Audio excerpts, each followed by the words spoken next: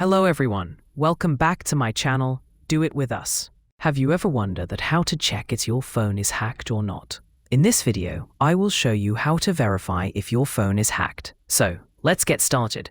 First, open your phone's dial pad, the same place where you make calls. Now type this code, *#67. Then just press call.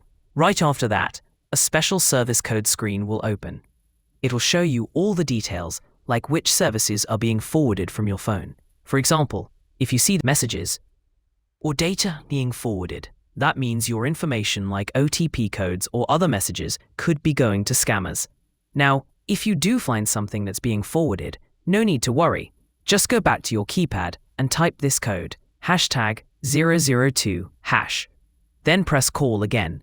Within a few seconds, all your call and message forwarding settings will be disabled automatically. You'll also get a small prompt message confirming that the settings have been cleared. And that's it. Don't forget to like, comment, and subscribe. Thanks for watching, and I will see you in another video.